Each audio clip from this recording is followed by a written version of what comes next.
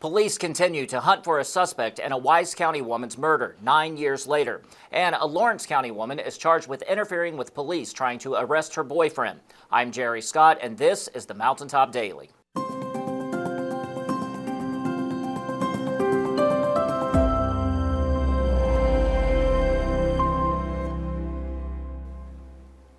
It has been more than 9 years since Janina Jefferson was found shot to death at a Wise County water plant. And while police quickly identified her ex-husband as a suspect, they have not been able to find him in order to arrest him. Robin has been looking into the case. November 27, 2016, Eric Jones shot her to death at her workplace in Appalachia, Virginia. Janina Jefferson, 38, of Appalachia, Virginia, was murdered outside the water plant where she worked the 4 p.m. to midnight shift. The primary suspect, her ex-husband, has yet to be located. Jefferson's niece, Brooke Jefferson, contacted Mountaintop News with the request that we shed some light on the 9-year-old unsolved case. They got married in 2013. About 15 years before Janina met Eric, he had to do prison time for murder for hire. He went on the run then too. She was aware of his background, but you just had to know Janina to know how she was as a person. She thought everyone could be redeemed and everyone deserved a second chance. She seen the good in people, and she figured 15 years, he seemed like he was doing really good. Brooke said everything seemed fine until Jones's behavior suddenly changed. Eric had shot a gun in the air at the block party, just pulled out a gun and shot it in the air. And Janina was like, "What are you doing? You're a felon. You're not supposed to have a gun." He recorded, got his phone and pressed record before he shot that gun and recorded it. And then played the sound of the gun going off on surround sound for weeks after that. This increasingly strange behavior led to Janina filing for divorce, which Jones didn't take well. And then she decided to get the divorce. And then the divorce was finalized, and the day that it was finalized, that's when he came up to her workplace and strangled her. Jones was arrested for the strangulation, but got out on bond. A few weeks later, Janina was dead. Lieutenant Dwayne Phillips of the Wise County Sheriff's Office was one of the first officers called to the scene.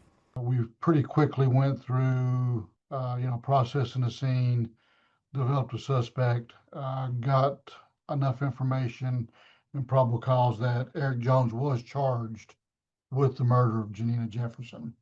Given Jones's criminal history, a nationwide search was initiated. Of course, we had done some search warrants looking for him and talking to family members and friends. At that point, we knew that he wasn't going to be easily found. We knew that on previous charges that he had fled the area. So we immediately got the U.S. Marshals involved with us to assist us in adopting the case and helping us do a search for him, trying to locate him. Phillips said they've investigated tips from all over the U.S., Canada, and Mexico, and the story was even featured on In Pursuit with John Walsh. Still a very active case. We are constantly, even today, because we have actually joined forces, the U.S. Marshals, but they also have got what's called a cold case team that has also been involved in this. Not that it's a cold case by far, because like I said, we are constantly doing things on a weekly basis, following up on information, going back and reviewing information. We go back and we look at any information that we had received before, and it's our belief that he's out there someplace and somebody knows. They're just not giving that information up, and we've not been able to confirm some of the information that we are receiving. Phillips said that if you do have any information on the whereabouts of Eric Jones, to call the Wise County Sheriff's Office at 276-328-3566. Reporting for Mountaintop News, I'm Robin Tillman. A Lawrence County man and his girlfriend are both in jail following an arrest on Route 201. Deputies went to the home to serve a warrant on 45-year-old Christopher Eric Sons for earlier charges of fleeing police and wanton endangerment. Police say they were met by 46-year-old Callie West, who told them Sons had moved out after they had broken up. Officers searched the home anyway and found Sons hiding in a clothing rack in the basement. He was taken into custody. West was also arrested for hindering prosecution. A short time later, police say she forced her way out of the cruiser and then kicked a deputy in the chest when told to get back inside. She now also faces charges of assaulting a police officer. Both Sons and West are being held in the Big Sandy Regional Detention Center in Paintsville. Coming up after the break, preparations for the East Kentucky Science and Engineering Fair have already begun. We'll tell you what students need to know when the Mountaintop Daily continues. But first, sports and weather. With Mountaintop Sports, I'm Dave Stanford. In high school basketball and boys action last night, it was Johnson Central over Floyd Central, 81-59, and Pike Central over Wolfe County, 71-52. In girls action, Jenkins over Adida Baptist, 58-20. Johnson Central over Floyd Central, 58-47. Patesville over Betsy Lane, 53-51. And Pikeville over Shelby Valley, 64-27. The Kentucky Swimming and Diving Wildcats return to action this weekend at the Lancaster Aquatic Center, hosting a pair of home dual meets. Kentucky will take on Notre Dame Friday afternoon at 1 p.m. before facing Missouri on Saturday morning at 11. It marks the Wildcats' first competition of the new year after last swimming back on December 11th at Tennessee, where both the men's and women's teams fell to the top 25 ranked Volunteers. Neither Notre Dame nor Missouri appeared in the most recent December top 25 rankings, making this the first and second dual meets this season for Kentucky against unranked opponents. With just over a month remaining before the 2026 SEC Swimming and Diving Championships, the Wildcats are looking to build momentum and continue trending upward.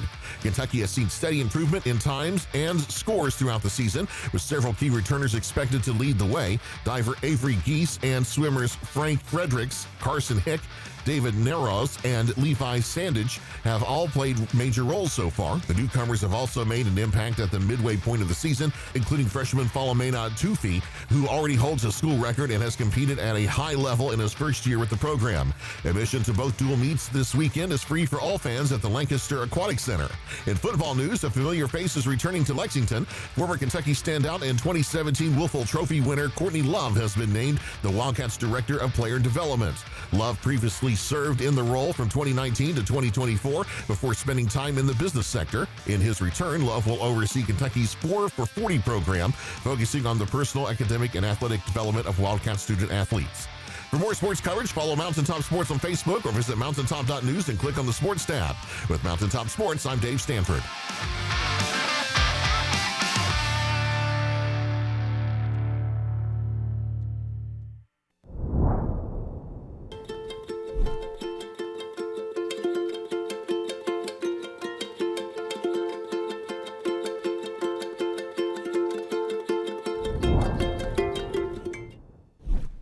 When the government took Social Security away from honest Eastern Kentuckians, Attorney Ned Pillersdorf got the hearings declared unconstitutional.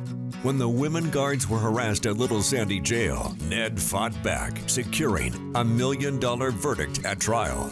And when the state tried to shut down Cordia School, Ned fought back and kept the school open. Attorney Ned Pillersdorf fights for the underdog, and he's ready to fight for you.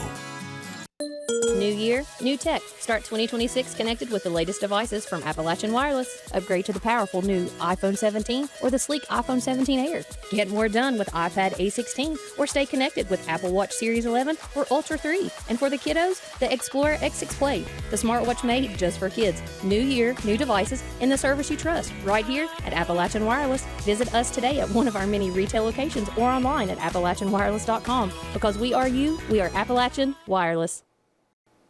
The East Kentucky Science Center is getting ready for another round of its annual Science and Engineering Fair.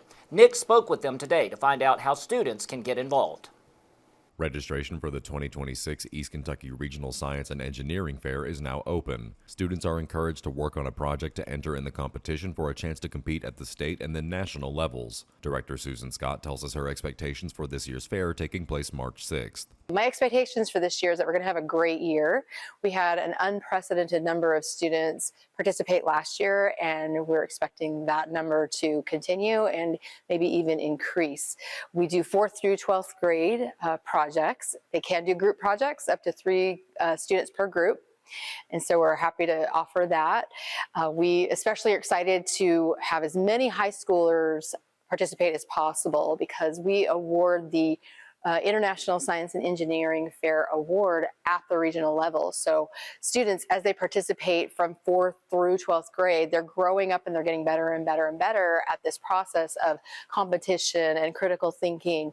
And when they get to high school, they look forward to that top prize of the International Science and Engineering Fair Award. And it's a really prestigious award. Big Sandy Community and Technical College is allowing students to work on projects in their STEM lab. Any submissions must be entered by February 20th. A big part of our day last year was that Big Sandy Community and Technical College provided STEM labs for the students, and they loved that. We did poll the students and ask them what their favorite part of the fair is, and they loved the STEM labs just so they could see what we offer here at Big Sandy Community and Technical College, but also increasing their excitement about science fair competition and maybe even getting ideas for the next year. Reporting for Mountaintop News, I'm Nick Collum.